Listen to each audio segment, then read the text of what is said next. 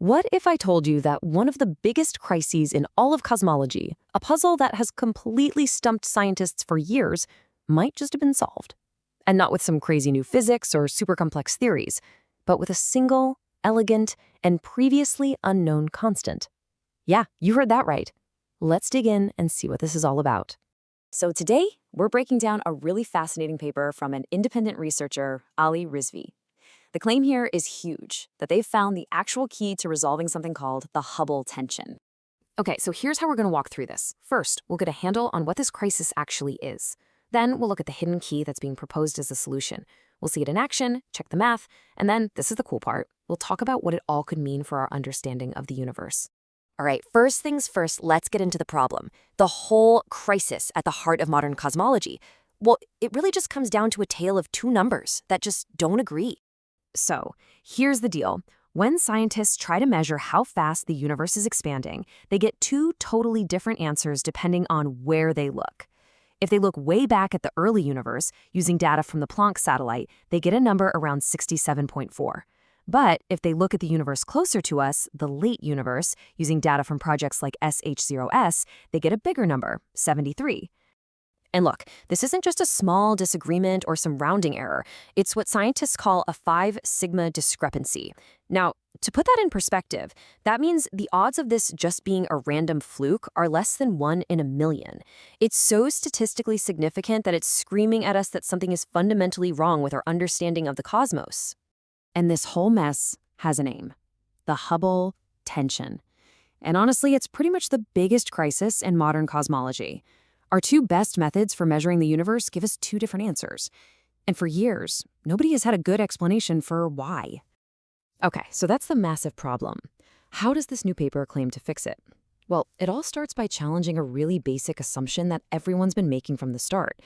The paper poses this really simple but kind of profound question. What if the Hubble constant isn't actually a constant? What if the whole reason we have a problem is because we've been assuming this one number should be the same, whether we measure it in the early universe or the late universe? What if that's just wrong? And this leads us right to the proposed hero of our story, a brand new primordial constant. It's called alum, and it has a very precise value, 0.3300. According to the paper, this constant holds the key to everything. The central claim is that this constant connects those two warring numbers through this surprisingly simple equation. The idea isn't that one number is right and the other is wrong. Instead, it suggests they're both just different perspectives of a deeper reality, and this constant, Elise, is the bridge that links them together. All right, now this is where it gets really good. This is the aha moment. Let's actually do the math and see what happens when we apply this one little constant to those big conflicting numbers. Okay, first up, let's take the Planck value from the early universe, 67.4. All we do is raise it to the power of negative 0.3300. And when you punch that into a calculator, it transforms into a totally new number, 0.24223. Just hang on to that for a second.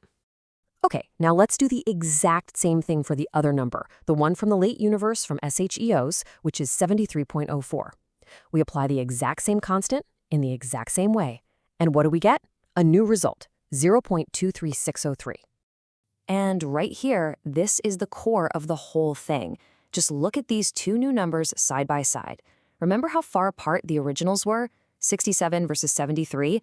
Well, after we apply the constant, look how incredibly close they've become. I mean, how close are we talking? The new difference between them is just 0.0062. We went from a huge, glaring gap to this tiny, tiny residual. It's an incredible change. That is a 916 times reduction in the tension. And what's really wild is that, according to the paper, this is done without any smoke and mirrors. No new particles, no tweaking the data, no changing the laws of physics. It's just one constant applied to the data we already have. That's it. But okay, the obvious question is this tiny new difference actually small enough to count as a solution? I mean, for the tension to be truly resolved, this new gap has to fit inside the measurement's original margin of error. You see, the original measurements weren't perfect. They each had a little bit of uncertainty, or a margin of error.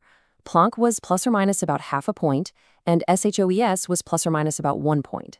And the paper points out that you have to transform these error bars too using that same Ollie constant. And here it is, the final verdict. That new difference, that tiny 0.00620, is well within the new transformed margin of error. It brings the two values into what scientists call one sigma agreement. Basically, it means that statistically, they now agree.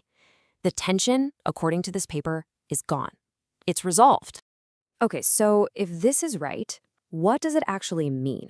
I mean, these new numbers around 0.24, they're obviously not expansion rates anymore. So what are they?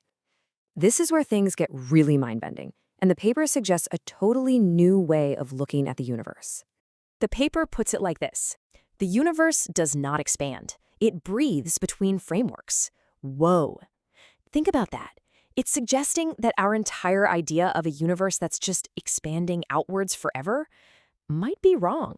So instead of this constant one-way expansion, imagine the universe is breathing, inhaling and exhaling. The two measurements we have from Planck and SHOs are just two snapshots taken at different points in that cosmic breath. And those transformed values we calculated, they're not speeds, they're dimensionless numbers that just describe the state of the universe in each of those two moments. That tiny leftover difference isn't an error, it's just the phase shift between the inhale and the exhale. Okay, so let's pull all of this together. What are the key takeaways from this proposed solution? It really boils down to this. The claim is that the Hubble tension is resolved. It's done using just one primordial constant, Ali, with a value of 0.3300. And importantly, it requires no new physics, no extra variables to make it work. It's just one constant applied to the accepted data we've had all along. So what are your thoughts on this? It's a really bold claim for sure, and it totally reframes one of the biggest questions in science. We've just given you the highlights, but the full paper is out there on Zenodo. I definitely encourage you to check it out for yourself, share it with people who know this stuff, and get in on the conversation. Could it really be this simple? Does one single constant truly hold the answer?